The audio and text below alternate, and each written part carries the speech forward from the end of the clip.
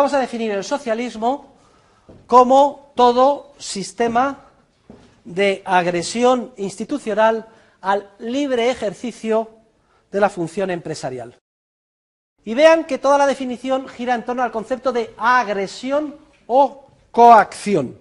Coacción viene del latín, coactio, coactionis, que significaba imposición fiscal, es decir, el hecho de traer un impuesto a alguien. Impuesto, ¿qué significa? Una coacción. Impuesto, imponer. Es decir, que te quito y si no, ¡pum!, te pego, te doy, te meto en la cárcel. Los impuestos no se pagan voluntariamente, son un acto de agresión, de coacción. Pues por coacción o agresión debemos de entender todo acto de violencia física o amenaza de violencia física, que se inicia por un ser humano contra otro, o por un grupo de seres humanos contra otros, con una finalidad, que los que sufren la coacción modifiquen su comportamiento en función de los deseos del que violenta, del que manda, del que coacciona, del que agrede. De forma que para evitar males mayores, me veo forzado a hacer lo que tú quieres y no lo que quiero yo. Fíjense que la definición exige violencia física o amenaza de violencia física. No estamos hablando de una coacción interior, etérea, moral, por grande que sea, la coacción del pecado, soy esclavo del pecado. Todo esto es una manera metafórica de hablar. Claro que una persona drogadicta o alcohólica es esclavo, entre comillas, del alcohol o de la droga. Y eso es un problema interior que tendrá que solucionar por otras vías. Como científicos sociales estamos hablando de una realidad radicalmente distinta. Del esclavo de verdad, es decir, es que tú haces esto y si no te doy 100 azotes. ¡Cha! ¡Cha! Y entonces el otro lo hace. Violencia física significa, que lo vean aquí, ¿me permite usted que le toque? No. Significa que tiene que haber contacto físico, es decir, que se le pega, o amenaza de contacto físico, es decir, saco una pistola y digo, oiga usted, la bolsa o la vida, o un navajón, señorita, deje usted de ser violada o le mato. O sea, violencia física o amenaza de violencia física, ¿está claro? Si no hay violencia física o amenaza de violencia física, no hay coacción en términos de economía y en términos de la definición de socialismo que estamos dando. Esta acción consistente en violentar físicamente a los demás para que hagan algo en contra de lo que ellos desean, es una acción humana, pero podríamos definirla como la acción antihumana por excelencia, porque lo que nos caracteriza al ser humano es nuestra capacidad de actuar libremente, y si no podemos hacerlo porque nos coaccionan, es una acción antihumana. Todos entenderemos que la violencia es antihumana. Bien. A su vez, la agresión o la coacción puede ser de dos tipos: sistemática o institucional, o la llamada asistemática, coacción asistemática o coacción también no institucional. Este segundo tipo, la coacción asistemática o la coacción no institucional, es la que tiene un carácter disperso, arbitrario, difícilmente previsible. Es la coacción, por ejemplo, del criminal, de que va uno por la calle, tiene mala suerte y lo atracan o lo violan. Puede ser que le cueste a uno la vida, pero son casos aislados, no organizados.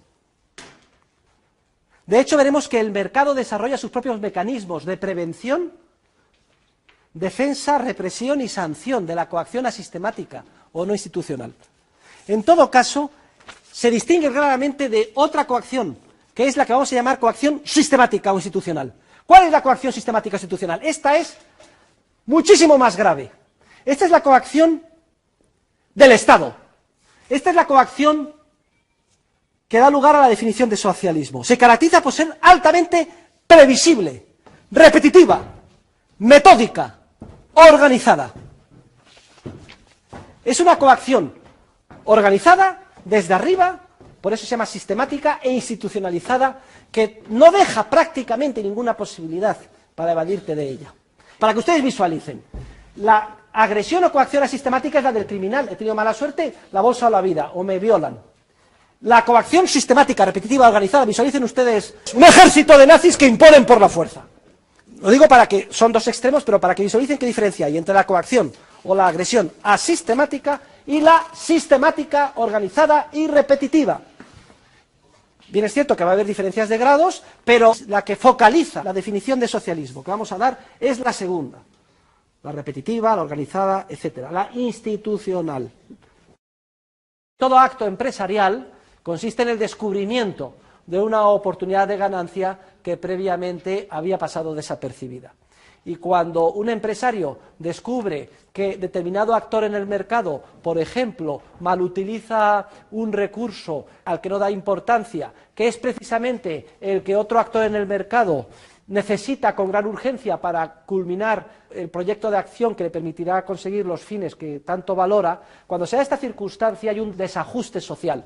Uno malutiliza un recurso que otro necesita. No se conocen, pero hay un empresario que se da cuenta de ese desajuste.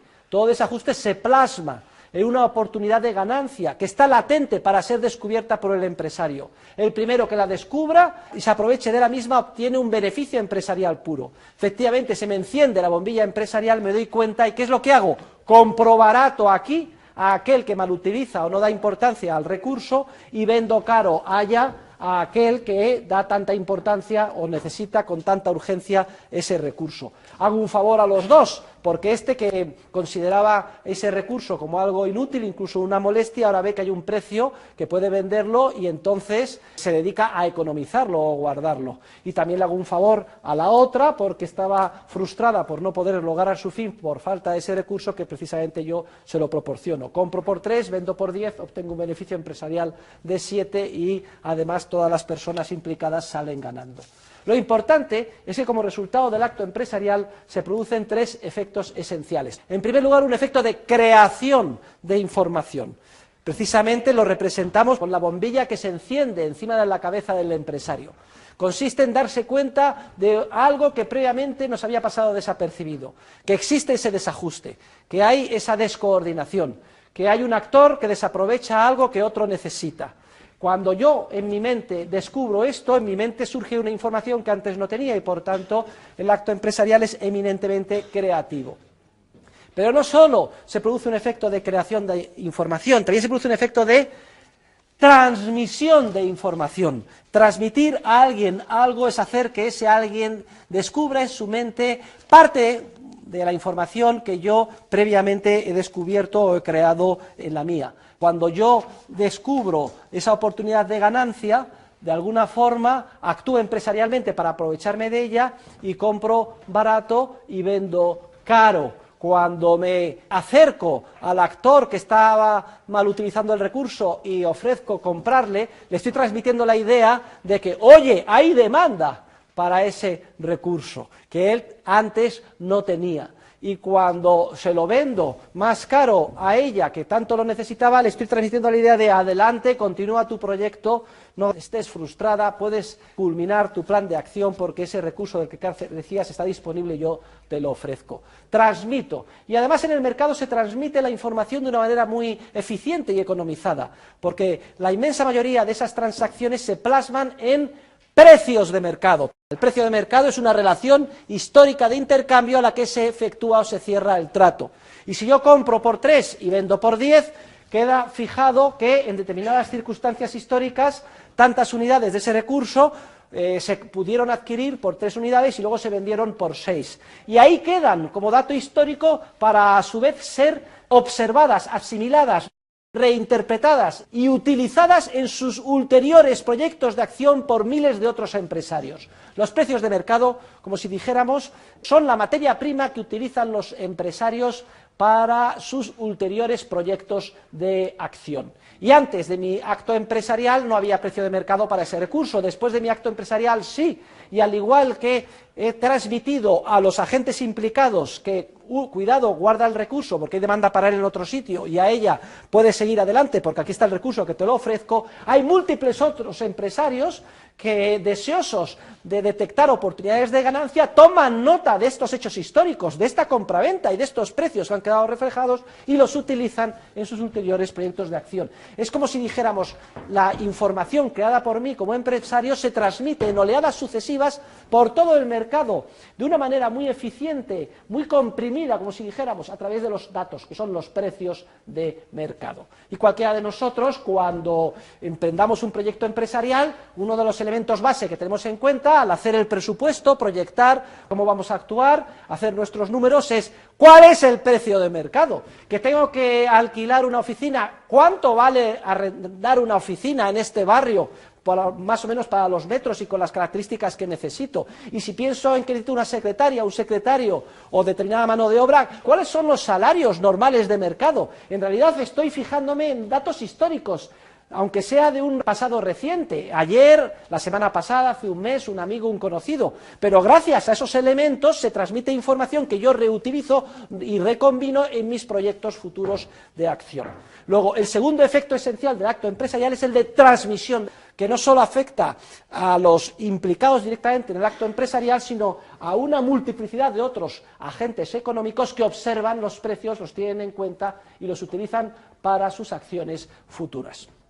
Hay un tercer efecto esencial en todo acto empresarial, que es el efecto de coordinación o ajuste. Porque como consecuencia del acto empresarial, dos personas que previamente actuaban una de espaldas a la otra, es decir, de una manera completamente desajustada o descoordinada desde el punto de vista social, aprenden motu propio, de la mejor manera además que cabe aprender, pensando que están persiguiendo sus propios fines, aprende cada uno a disciplinar su comportamiento en función de las necesidades del otro. Y efectivamente, este agente económico, que no daba importancia al recurso, que lo malutilizaba, que lo malempleaba, etcétera, a partir de que yo me aproximo a él y me ofrezco para comprárselo, resulta que es como si le hubiera tocado la lotería. En pocas palabras, cada uno aprende a disciplinar su comportamiento en función de las necesidades ajenas.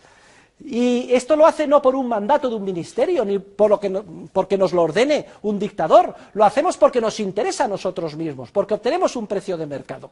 El tercer efecto del acto empresarial, el efecto de coordinación y ajuste, es el que explica que pueda existir la sociedad, entendida como un proceso social de coordinación. Y todos nosotros, desde que nos levantamos por la mañana hasta que nos acostamos, estamos disciplinando nuestro comportamiento en función de necesidades ajenas.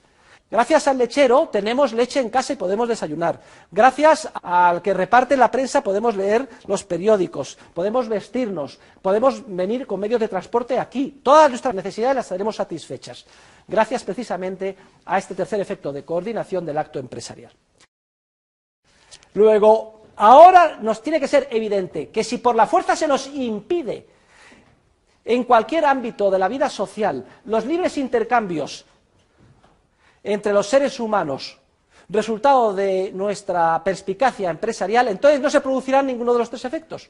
Como yo no puedo actuar porque se me impide por la fuerza, por ejemplo, en el sector de los bienes de capital, porque son de titularidad pública, no hay bolsa, no puedo comprar, está prohibido que las empresas sean privadas, está prohibido comprar y vender una máquina, etcétera. Entonces, ¿qué pasa? No hay creación de información porque se me impide por la fuerza actuar en ese ámbito. No hay transmisión de información y tampoco se produce el efecto de coordinación o ajuste. Esta es, en última instancia, la idea esencial que está detrás del teorema de la imposibilidad del socialismo. ¿Significa esto que los socialistas son unos visionarios que lo que pretenden es generar en la sociedad desorden, caos, violencia? No. Los socialistas lo que dicen es que a través del ejercicio sistemático de la coacción, ejercida desde arriba por el órgano director, se podrá coordinar mucho mejor la sociedad que de forma espontánea, a través del impulso de la función empresarial en un mercado libre. Y en este sentido podríamos ahora ya redefinir el concepto de socialismo como toda coacción o agresión sistemática e institucional que restringe el libre ejercicio de la función empresarial en una determinada área social, que es ejercida por un órgano director que se encarga de las necesarias tareas de coordinación social en ese área. Es decir, que supone que este órgano jerárquicamente superior que organiza la sociedad es el que se va a encargar de manera deliberada de coordinar los comportamientos desajustados de los seres humanos de a pie que participan en el proceso social. Entonces, la gran pregunta científica es la siguiente: ¿es posible coordinar la sociedad desde arriba en base a mandatos coactivos?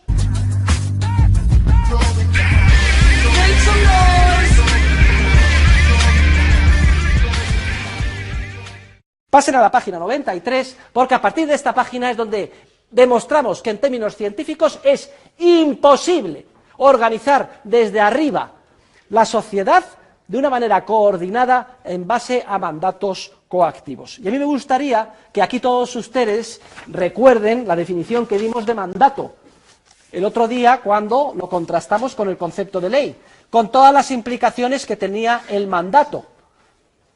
Y definíamos el mandato como toda instrucción o disposición específica de contenido concreto que, con independencia de su apariencia jurídica formal, prohibía, ordenaba o obligaba a efectuar acciones determinadas en circunstancias particulares. Fíjense que el ideal del socialismo es el siguiente: en vez de permitirse espontáneamente que yo pueda comprar y vender libremente según las oportunidades de ganancia que aprecio, cada uno se queda parado esperando que se le ordene desde arriba lo que tiene que hacer. Y una vez que nos lo ordenan, lo tenemos que hacer a la fuerza porque además nos obligan a hacerlo. Lo que tenemos que ver es si es posible, en base a este segundo esquema del ordena y mando en un mandato y la utilización de la violencia, coordinar la sociedad. ¿Es tal cosa posible o no es tal cosa posible? Pues bien, la conclusión, vamos ahora a explicarla con detalle, a la que vamos a llegar es que el socialismo, y al margen de consideraciones emotivas, al margen del apasionamiento de la política, esto es irrelevante, al margen de que sea socialismo de derechas o socialismo de izquierdas, el socialismo es simplemente un error intelectual, un error científico, porque no es teóricamente posible que el órgano encargado de ejercer la agresión institucional pueda hacerse con la información, pueda allegar el conocimiento de primera mano que necesita para dar un contenido coordinador a sus mandatos. Fíjense ustedes que estamos dando una explicación sobre la imposibilidad teórica y científica del socialismo, basado en la imposibilidad de que los órganos encargados de ejercer la coacción, y no me importa que se estén dotados de las mayores virtudes que ustedes puedan imaginar, que sean hombres y mujeres santos, la Madre Teresa de Calcuta, etcétera, aunque ellos estuvieran al frente del poder y no fueran Stalin, Hitler, etcétera, también organizarían un caos en la sociedad. ¿Por qué? Porque es imposible que se hagan con la información de primera mano que necesitan para dar un contenido coordinador a sus mandatos. Es una explicación, si quieren ustedes, epistemológica sobre la imposibilidad del socialismo, que se basa en la imposibilidad de que el de arriba adquiera el conocimiento que necesita para incorporarlo en los mandatos que va a imponer por la fuerza a los de abajo, de tal manera que los de abajo, al obedecerle, puedan organizar de manera coordinada y armoniosa el proceso social. Y vamos a explicar la razón de esta imposibilidad desde dos puntos de vista. En primer lugar, desde el punto de vista de los seres humanos coaccionados que constituyen la sociedad, y en segundo lugar, desde el punto de vista de los coaccionadores, es decir, de los dictadores, de los gobernantes, y a estos efectos es irrelevante que hayan sido o no democráticamente elegidos, que se encuentran arriba y que imponen los mandatos a los de abajo.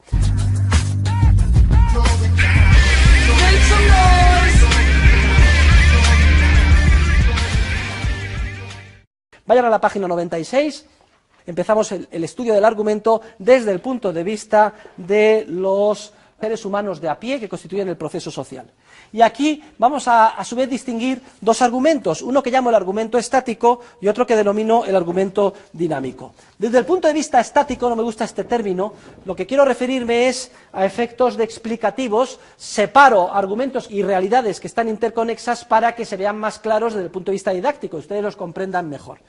Los primeros argumentos, que son los argumentos menos importantes, los más elementales, se refieren al conocimiento o información que ya existe, si bien de manera dispersa, en la cabecita de todos y cada uno de los seres humanos de a pie que somos nosotros y constituimos el cuerpo social. Pues bien, para poder dar un contenido coordinador a sus mandatos, sería imprescindible que aquel que manda pudiera de alguna forma, digerir, entender, comprender todos los bits de información que se encuentran en la cabeza de este señor, en la de este señor, en la de este señor, en la de esta señorita, etcétera.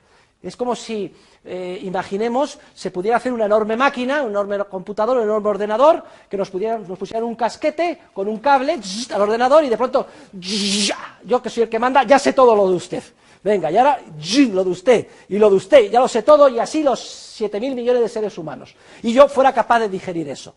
Como ven ustedes, esto es un absurdo. Entonces, el primer argumento, que es el menos importante y el menos relevante, pero el primer argumento sobre la imposibilidad del socialismo es que el volumen agregado de información práctica de que disponen los seres humanos de a pie es tan inmenso que es imposible concebir que pueda llegar a conocerse centralizadamente por ningún órgano director.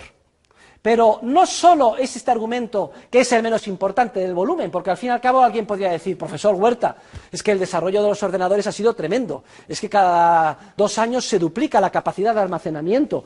¿Quién sabe si de aquí a un siglo sí que sería posible poner el casquete y absorber toda la información y en tiempo real?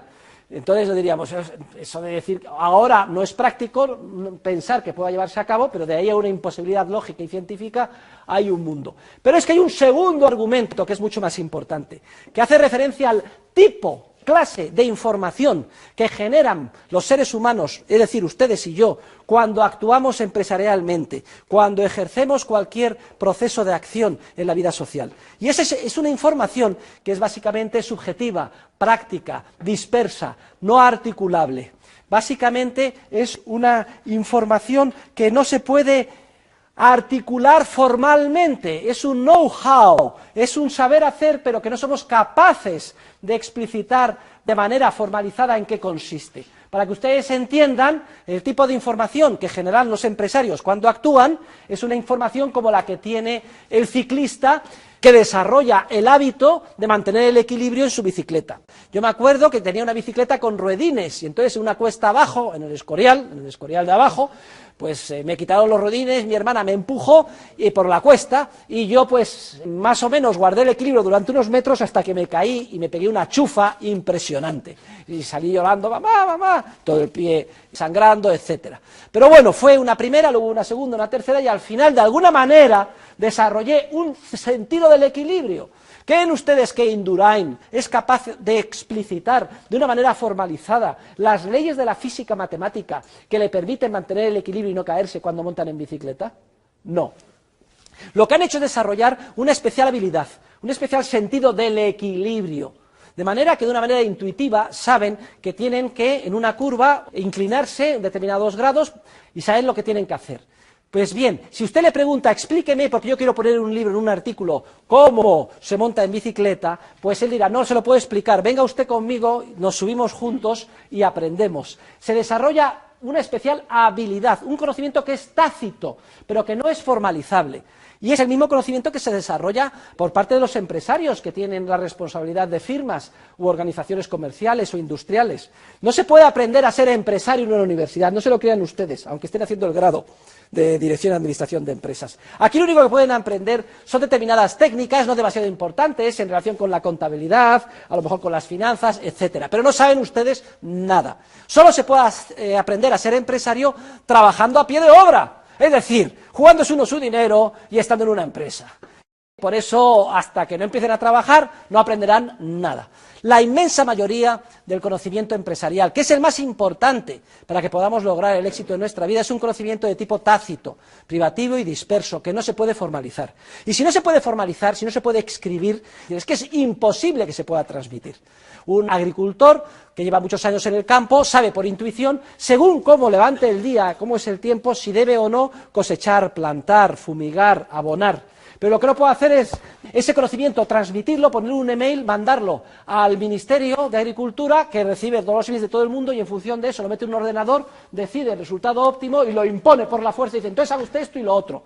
Es absurdo porque ni siquiera la información es transmisible, dado que no se puede articular en términos formales. Lo que hace que sea, y este es un segundo argumento, y mucho más importante que el primero, que era del inmenso volumen de información de que se trataba, que sea imposible concebir que el órgano central de planificación, que el gobernante de turno, pueda hacerse con el conocimiento que necesita para dar un contenido coordinador a sus mandatos.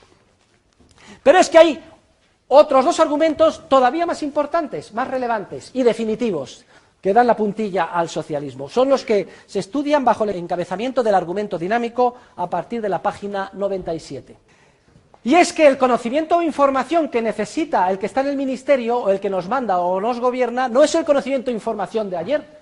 Para poder dar un contenido coordinador a sus mandatos, mañana, cuando los mandatos llegan, necesita el conocimiento o información empresarial que se haya generado por los empresarios mañana.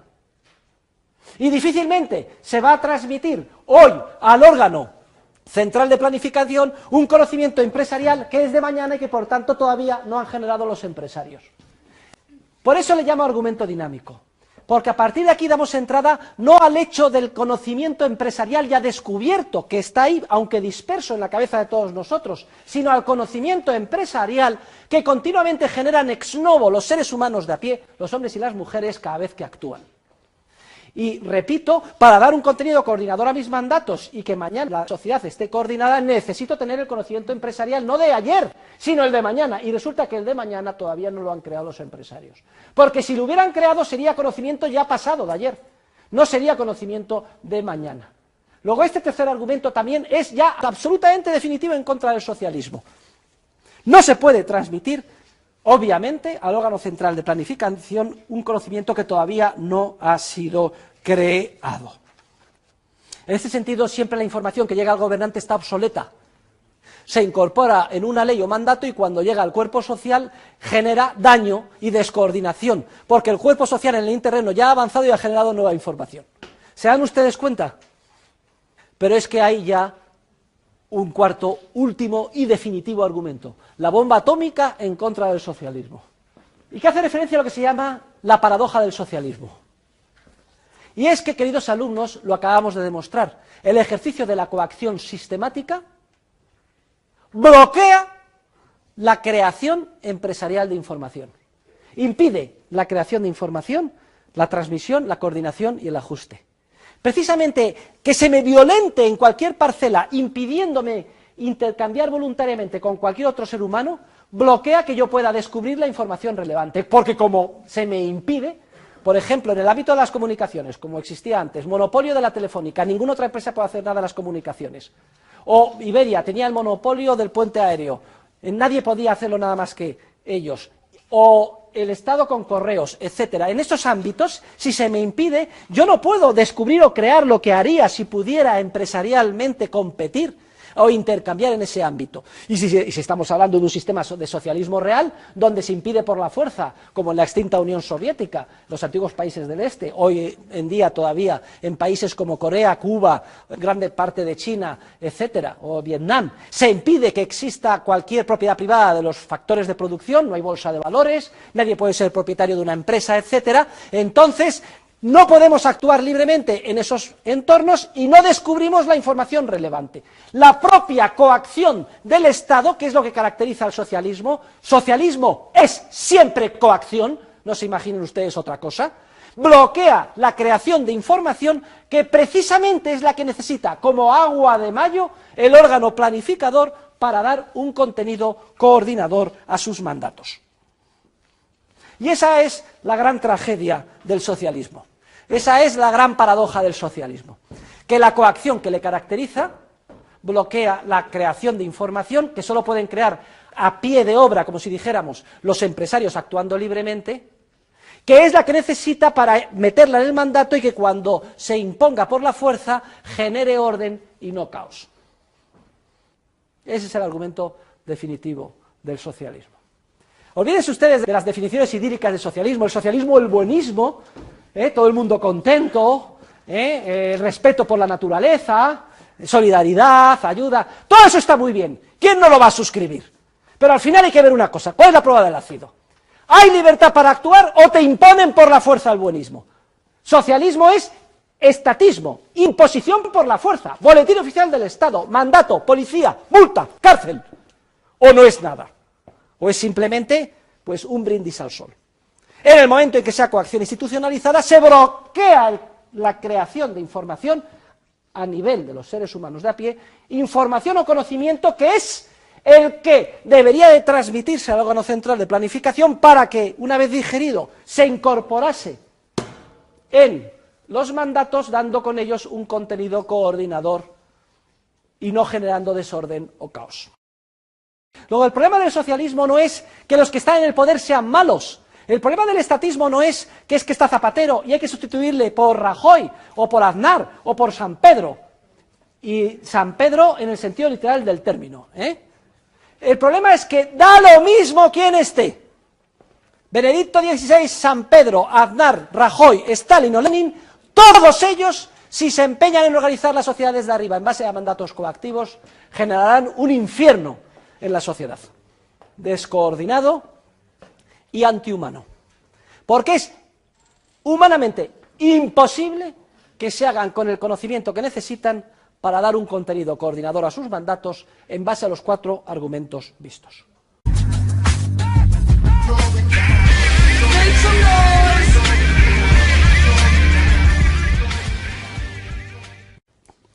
El epígrafe 4 habla de la imposibilidad también del socialismo desde el punto de vista del órgano director, porque hay muchas personas que piensan de una manera idílica, piensan que si el órgano director fuera buenísimo, pues que entonces se solucionaría el problema del socialismo. Incluso algunos han llegado a decir que si fuera omnisciente. Mire, pues nosotros podemos aceptar que los gobernantes sean las personas más virtuosas que cabe concebir humanamente, los más sabios, los de más experiencia, los de más conocimiento, los más buenos.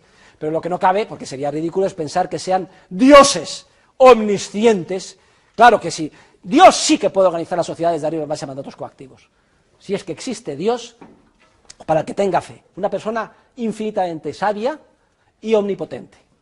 Pero estamos hablando en términos humanos.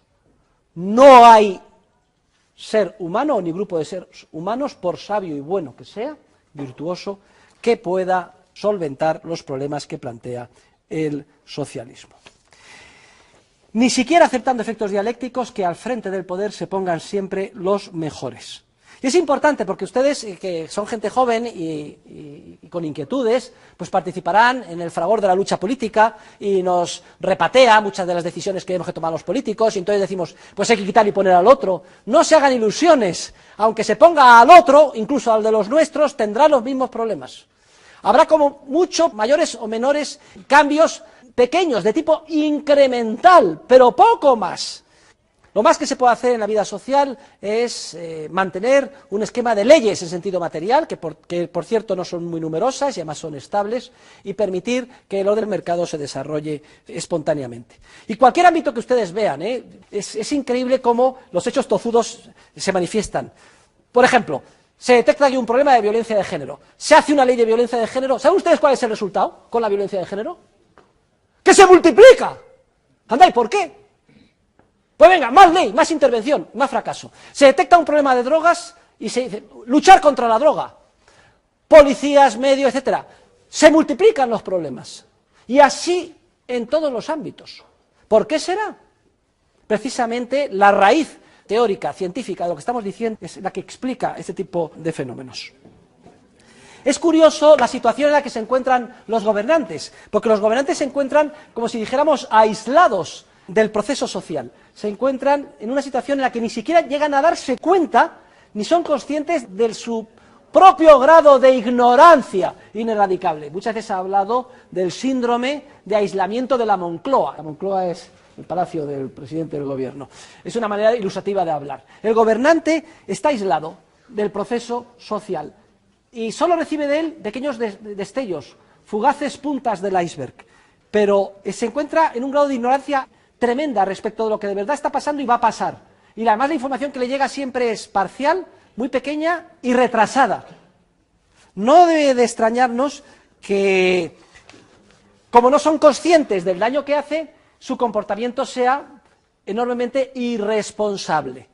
En términos teóricos, de teoría económica, la responsabilidad se define como el acto humano que tiene en cuenta el coste que genera sobre los demás. Para esto hay que tener información y saber cuál es el daño que se hace sobre los demás.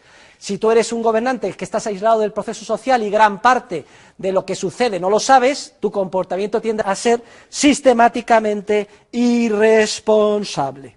Y se da la paradoja de que cuanto más quiere intervenir, cuanto más quiere mejorar las cosas, el político más las estropea. Hay varias ilustraciones que se ponen en el libro de este fenómeno, de este síndrome. Era el síndrome del conde-duque de Olivares, una persona con un entusiasmo extraordinario, una fuerza tremenda, la mejor buena fe que puedan imaginar, dedicada a toda su persona, las 24 horas del día, a salvar a España y arreglar todos los problemas, y sin embargo hundió al país. ¿Por qué? Porque lo quería hacer todo desde arriba, imponiéndolo por la fuerza, controlándolo personalmente. Síndrome del aislamiento, la paradoja y la falta de responsabilidad del gobernante.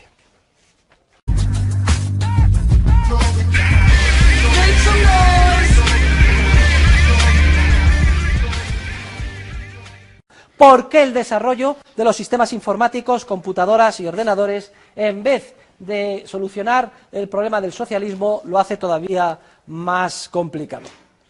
Es muy curioso, pero hace poco leía un libro sobre los últimos días de Salvador Allende, muy gracioso porque se describía que habían desarrollado un programa informático con unos ordenadores en Chile grandísimos, y que qué lástima que hubo el golpe de Estado porque ya casi habían solucionado el problema del socialismo en Chile. Y justo antes de que pusieran en funcionamiento los ordenadores, que iban a dar contenido coordinador a los mandatos, ¡pum!, vino el golpe.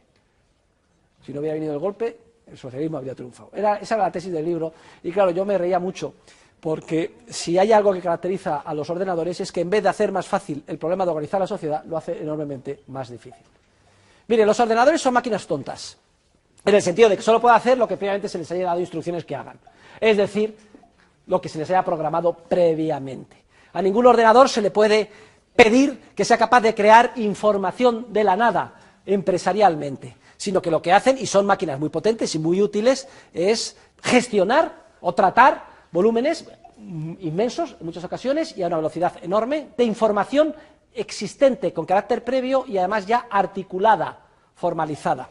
Los ordenadores, en la época que vivimos, han supuesto una revolución similar a la que supusieron los libros cuando se desarrolla por Gutenberg la imprenta.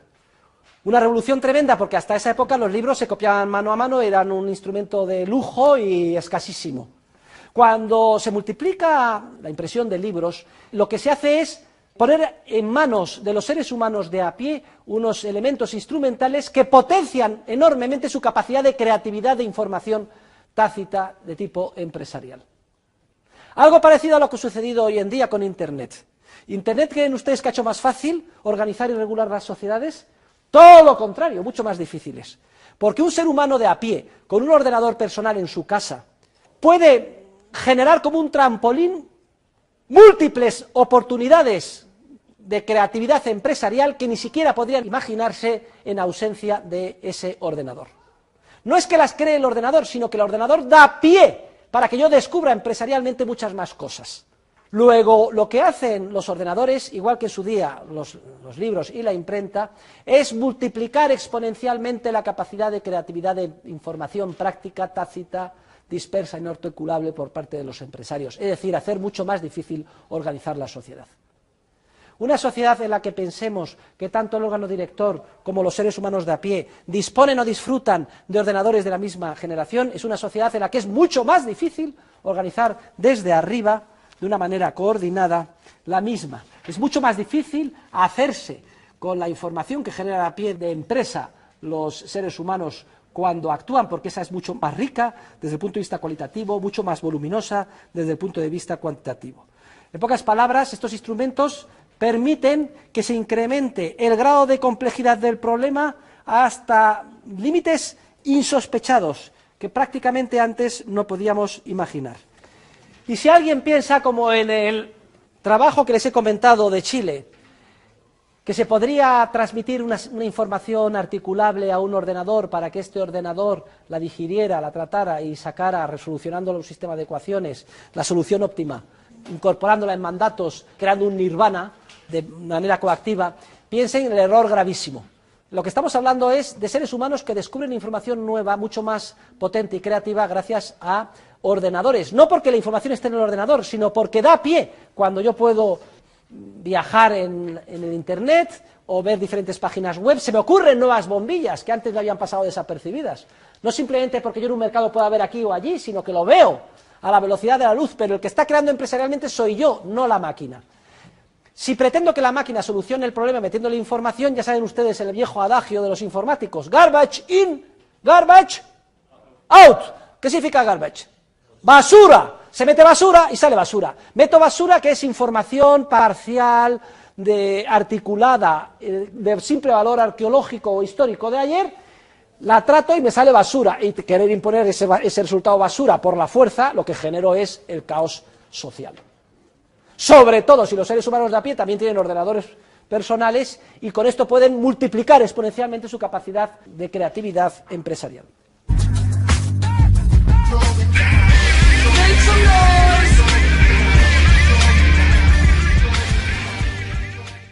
El socialismo genera frustración de planes, desajustes, descoordinación. Todos los desajustes, descoordinaciones, violencias que ustedes puedan ver en el cuerpo social tienen su origen en que el ámbito es público, que se impide por la fuerza del libre ejercicio de la función empresarial, que se regula, que hay en cualquier ámbito, sea el mercado de trabajo, etcétera. Además es curioso cómo el caos que genera el socialismo se suele utilizar por los socialistas para decir esto demuestra que no funciona el mercado, más intervención. Y entonces hay un proceso acumulativo de bola de nieve. Yo intervengo, se produce caos. Y entonces digo, aquí hay caos. Es obvio que necesitamos más intervención. Los ciudadanos dicen, claro, usted arréglelo. Más intervención que genera más caos. Y así sucesivamente en un proceso de crecimiento totalitario. Totalitario en el sentido de que quiere absorber todas las facetas de la sociedad por parte del poder político, que es una de las características típicas del socialismo. Quiere controlar, imbuir y organizar todo. Otros efectos, pues los efectos inhibidores de la creatividad empresarial. El sistema socialista bloquea la innovación, bloquea la creatividad cultural. Y eso a pesar de que se crean rimbombantes ministerios de cultura. ¿Pero dónde se ha visto un ministerio de cultura? ¿Qué significa ministerio de cultura? ¿Cuál es el criterio político para dar una subvención a un pintor, a un artista, a un Van Gogh, a un Cervantes o a un director de cine?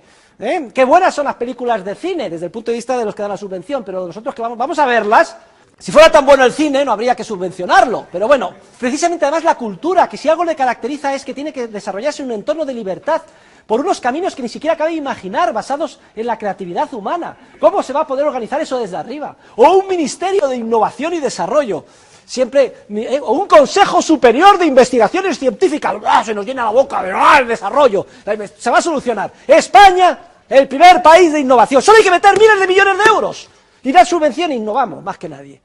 ¿Creen ustedes que eso va a tener algún resultado? También se estudia en la página 118 los efectos perversos del socialismo sobre el entorno natural. El socialismo destroza el entorno natural. Es característico, no tiene más que comparar los efectos que tuvo. ¿Dónde pasó Chernóbil? ¿Dónde se ha desecado el lago Aral? Allí donde no hay derechos de propiedad bien definidos y no se respetan, el entorno se destruye. La única manera de mantener el entorno natural, lo veremos con detalle, es extendiendo el capitalismo, la propiedad de empresa y los principios generales del derecho a todos los recursos que hoy se consideran públicos. O el efecto corrupción. Socialismo es corrupción. Se explica en la página 118 y siguientes. ¿Por qué? Porque si nuestra vida depende de los de arriba que mandan, no nos debe de extrañar que tratemos por todos los medios, por un lado, de inhibirnos de los mandatos. Por otro lado, si podemos influir en el que manda. El proceso, en vez de ser un proceso pacífico de tratar de detectar las necesidades ajenas y servir a los consumidores, a los otros, de la mejor manera posible, vendiendo los mejores productos al precio más bajo, ahora dedicamos nuestra mayor parte de ingenio y esfuerzo a tratar de influir sobre el que manda, sobre los órganos de poder. Y hacernos con el poder para imponer a los demás lo que a nosotros nos viene bien. Los hábitos de conducta dejan de ser ya hábitos pacíficos, de intercambio. Decía Montesquieu, allí donde hay comercio, las costumbres son dulces.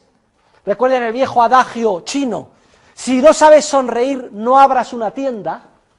En cambio, si tú quieres vender, sonríe y sea amigable, desarrolla los hábitos de paz y de intercambio voluntario. En cambio, el socialismo lo que hace es imbuir hábitos de una manera tácita, implícita, sin que nos demos cuenta, basados en la violencia, en la agresividad, en tratar de conseguir el poder para imponer lo que nos interesa a los demás por la fuerza. Y es un efecto profundamente corruptor. Nos damos cuenta de que logramos mejor nuestros fines si nos dedicamos a hacer manifestaciones, presiones, influir sobre el poder, conseguir el poder político. hay un proceso de lucha por el poder que sustituye paulatinamente al proceso pacífico y armonioso de intercambio voluntario típico del mercado. También hay un efecto corruptor de tipo defensivo. Yo me acuerdo que había un viejo adagio en los países del este de Europa que decía, en los países comunistas la corrupción no es el problema, es la solución a los problemas. No hay gasolina, solamente la tienen los miembros del Partido Comunista, que para ganarse un sobresueldo la venden en el mercado negro. Y entonces se sabía que en determinado túnel en Moscú, todo el mundo que quería podía comprar gasolina. Corrupción, pero solución a los problemas. Nadie consigue una licencia urbanística en Sevilla, pero se sabe que a través de determinado despacho de arquitectos, donde hay un hermano de un vicepresidente de gobierno, se consigue la licencia. ¡Menos mal! Porque por lo menos se puede construir algo, aunque sea corrupción. ¿Se dan ustedes cuenta?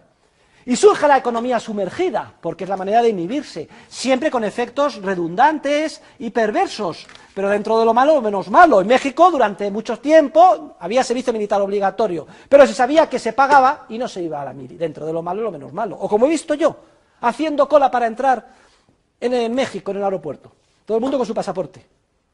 Y el señor que está delante mía, ni pasaporte ni leches. Sacó un billete de $100, pum, lo puso en el sello y entró. Se terminó la historia. Pues una manera de entrar en el país. ¿Se dan ustedes cuenta? También la economía sumergida es un efecto corruptor típico del socialismo. Cuando toda tu vida, tu destino vital depende del que manda, es casi inevitable que trates de hacer lo posible para influir sobre él, por una vía o por otra. También los propios políticos se corrompen. Su objetivo esencial es mantenerse en el poder. Solo les importan las próximas elecciones. ¿Qué es eso de visión a largo plazo? La ley de la China. Y comprar votos. Y no les importa con qué argumentos. Para organizar mayorías coyunturales que les puedan mantener. Aunque los efectos sean contradictorios. Y no tengo que dar más detalles. Cojan ustedes la prensa y lean. Y ya verán una ilustración perfecta de lo que estamos hablando. O la corrupción en los organismos de tipo burocrático. Porque los gobernantes siempre plasman sus mandatos a través de funcionarios y burócratas. ¿Y qué es lo que quiere un funcionario o burócrata?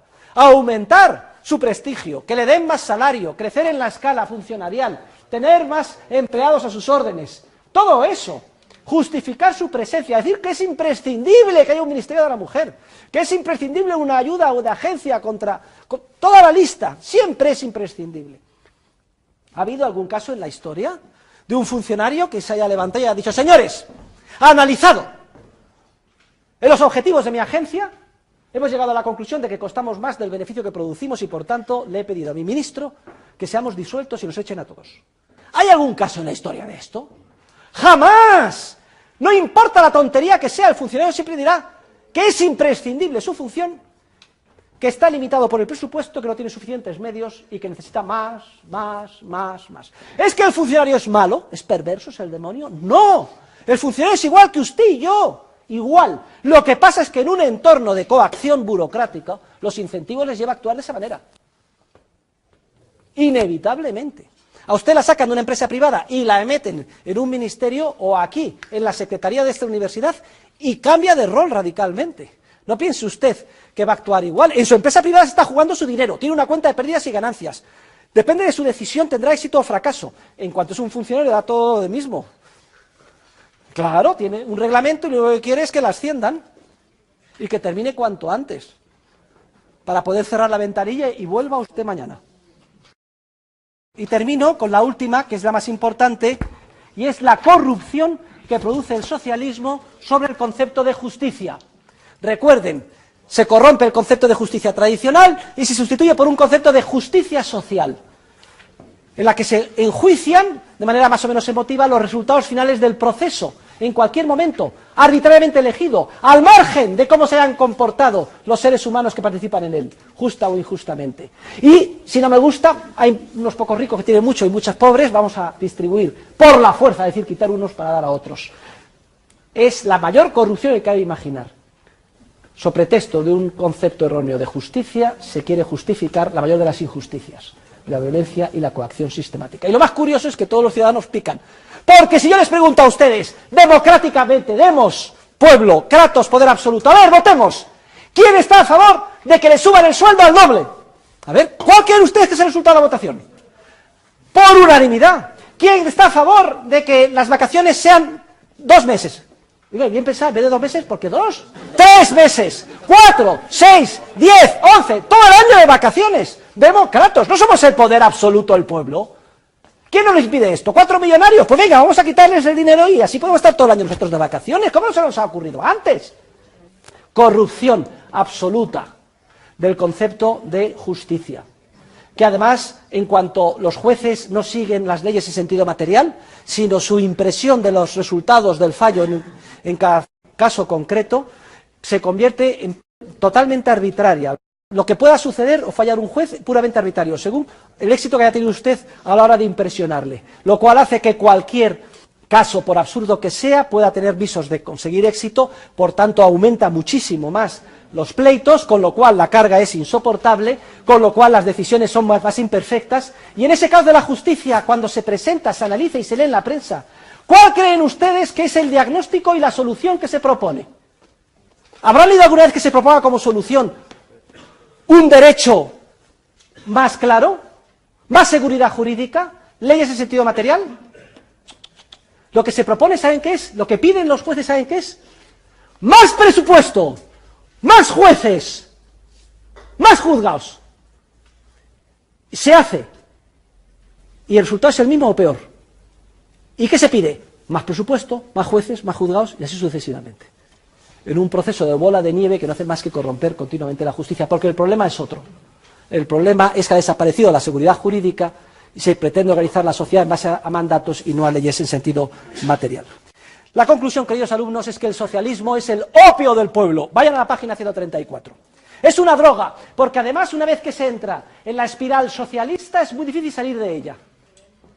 Una vez que se dan subvenciones al campo, ¿creen ustedes que es fácil quitarlas? En el momento en que se quiera quitar una subvención se paraliza el país. Sacan los agricultores, llenan de ovejas el ministerio. ¿Creen ustedes que es fácil reducir el sueldo de los controladores aéreos? Se paraliza el país. ¿Creen ustedes que es fácil liberalizar el mercado de trabajo? Acabar con la regulación franquista, que no se ha atrevido ningún gobernante, y por eso en España tenemos el doble de nivel de desempleo que en el resto de los países de la OCDE. No se atreve nadie. Es el efecto corruptor de la droga socialista. Igual que una persona que cae en la droga no puede salir de ella, o es dificilísimo. El socialismo es el verdadero opio del pueblo. No es la religión el opio del pueblo, no, no. Es el socialismo y el estatismo el opio del pueblo. Con gran diferencia. En el sentido de que una vez que entra su perversa función en la sociedad, ya no somos ni siquiera conscientes de aquello que dejamos de crear en el entorno institucional coactivo en el que vivimos inmersos.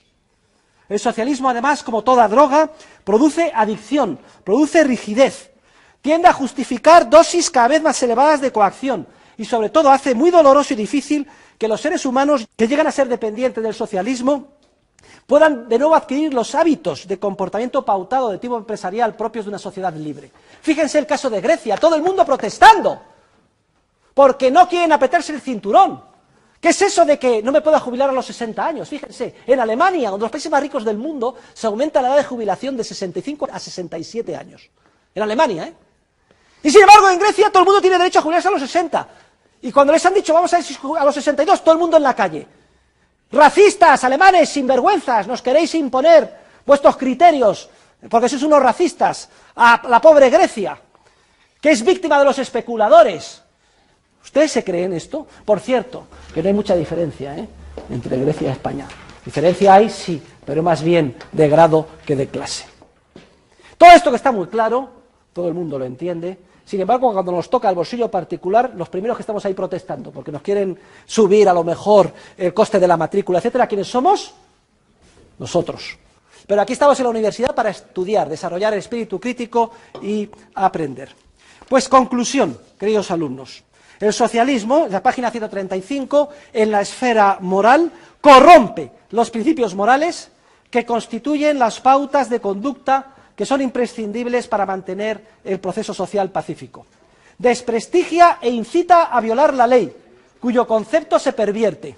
Fíjense ustedes qué efecto mimético más perverso genera el socialismo en el comportamiento individual. ¿Qué es el socialismo? Creer que se detecta un problema y por una mera voluntad solucionarlo por un mandato. Esto lo reproducimos miméticamente los seres humanos de a pie. Yo tengo un problema, ¿no? No tengo coche, veo un coche, fenomenal, pues mandato. Igual que lo robo. No tengo mujer y veo una chica estupenda, la violo. ¿Pero por qué no lo voy a hacer? ¿Pero por qué? Si ese es el esquema socialista. Siempre voluntarismo por una simple voluntad plasmada en una orden, querer solucionar el problema por la vía directa. Yo me endioso, creo que tengo toda la información y hago lo que me da la gana. No nos debe de extrañar el efecto corruptor, generador de violencia y destructor de comportamientos pautados que tiene el esquema coactivo cuando se quiere imponer por la fuerza desde arriba. Es que es lo mismo. Yo estoy como muchos políticos, yo estoy casado, felizmente casado con mi mujer y mis hijos. Pero claro, obviamente, mi mujer ya tiene 50 años y hay las chicas, que son estupendas, 17 y 18, pues, oye, no tengo nada contra ti, eres la mujer de mis hijos, te quiero mucho, pero otra patada en el culo y me caso con una nueva. Pues porque no tengo derecho a ser feliz. Tengo derecho a rehacer mi vida, no hablemos todo el día en hola. Tiene derecho a ser feliz y a rehacer su vida, es decir, a hacer lo que le dé la gana, coño. Socialismo puro y duro. En la esfera política, el socialismo tiende inevitablemente al totalitarismo. La coacción sistemática se extiende, genera caos y se quiere solucionar con más socialismo y sucesivamente. El socialista quiere abarcar y controlar todos los ámbitos. La educación, la cultura, la religión, no admite lealtades distintas a la del gobernante. Si hay lealtades a un dios o a una ley, eso fuera de la sociedad. Solo tienes que ser leal a mí, a la democracia, al kratos, poder absoluto. Totalitarismo, típico del socialismo. En el plano material, el socialismo dificulta e impide en gran medida la producción de bienes y servicios. El socialismo genera pobreza en relación con el mercado, con la libertad de mercado, porque bloquea la creatividad empresarial. En el ámbito cultural, el socialismo dificulta la creatividad cultural, hace imposible el desarrollo, el aprendizaje de nuevas pautas de comportamiento, dificulta el descubrimiento y la introducción de innovaciones. Y en el campo científico, el socialismo no es, en suma, sino un profundo error intelectual. La fatal arrogancia, dice Hayek. En última instancia, una manifestación del pecado original más grave en el que puede caer el ser humano. Un pecado de soberbia intelectual, de creernos más listos que nadie, de que somos autónomos, de que somos como dioses, dueños de nuestro propio destino, y por qué no vamos a diseñar la sociedad como nos dé la gana. People aren't chessmen you move on a board at your whim, their dreams and desires ignored. With political incentives, discretion's a joke. Those dials are twisting, just mirrors and smoke. We need stable rules and real market prices, so prosperity emerges and cuts short the crisis. Give us a chance so we can discover the most valuable ways to serve one another.